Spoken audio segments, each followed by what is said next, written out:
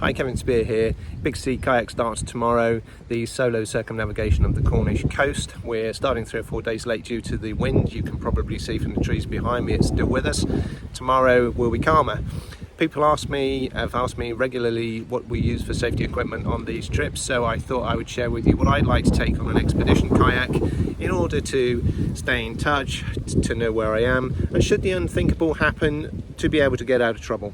I hope you find this interesting. Please comment, add, critique as you see fit, those paddlers amongst you. It'd be interesting to see what everybody else thinks of the equipment and what we could add. So some of the more basic stuff we would take with us. Definitely water. This is 500ml flask, but typically I would take 2 times 2 litres with me in camel packs. Keep it in the cockpit, keep it nice and cool. And definitely plenty of snacks. You need carbs, you need energy. I take energy bars, sometimes not particularly a fan. Nuts, berries, all that kind of thing, all really good things to take. Definitely take a first aid kit. You want a first aid kit, you really want the stuff in there that's going to treat injuries. Typically you want a knife in there as well, scissors to cut dressings, etc, etc. And obviously you need to know how to use it, so a first aid qualification is going to be useful. So something I consider pretty vital is going to be VHF radio. More particularly, know how to use it, know how to use channel 16, know how to use the call signs, etc, etc, in order to be able to either raise another boat or raise the Coast Guard directly. Highly recommend PLB, personal location beacon. This one's Murdo. There are various others on the market. It's going to contact GPS to contact a satellite no matter where you are, and that will dial emergency services and come and collect you should you find yourself unable to raise anybody by any other means.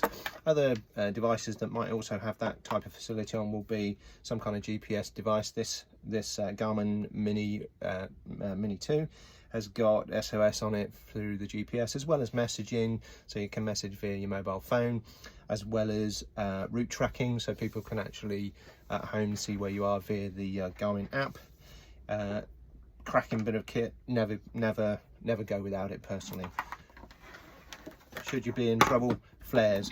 They come in different varieties. I carry all of these. This is a pyrotechnic parachute flare. It will stay in the air for about 50 seconds. Typically would take 2 of these on a trip like a circumnavigation of Cornwall. This is the red handheld flare that you would hold when people were approaching and you wanted to attract attention, or the LED flare. As I say, I take both because I think better to have them and not need them than need them and not have them. I think one often overlooked piece of equipment is going to be the tow rope. Now these come in various shapes and sizes. I actually made this one myself out of some equipment I have from my scuba diving days. So there's a long rope in here on a daisy chain. So that comes to about 10 meters. So that's a good long rope should you need it. I also have attached to that a short rope, so that's for boat to boat. Or typically when I'm paddling on my own, this is actually fixed to the boat. It's fixed to the boat, not directly, because if you fall out, you don't want to be a metre away from your boat. It's fitted via an additional rope, so that will clip on down at the bow end. That'll clip onto my tow rope, and should I come out, there's a good 3 or 4 meters of rope between me and the boat, and I can just pull it back to me. Before you go, make a plan. Make a plan that says when you're getting in the water, when you're getting out of the water, hour by hour, what the wind's doing, what the tide is doing, what the swell is doing. All of this information is available on the chart. Definitely have the chart of where you're going. I also have audience survey on my mobile should I need it, and certainly beforehand I've got emergency exit points along the way should I not make it to my destination. You need to get out if the conditions turn against you, and you need to know where you're going ultimately if the viz drops. The other thing I use a lot of is software for navigation. So this is windy.com on the iPad. So this is real time plus 10 days or so of wind, waves, swell period, swell size, and well, direction of wind and a little bit of the weather as well.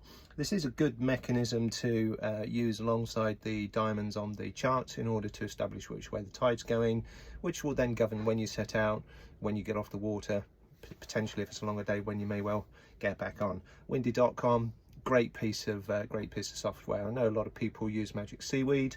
I personally prefer this. I also use XC Weather, which is a good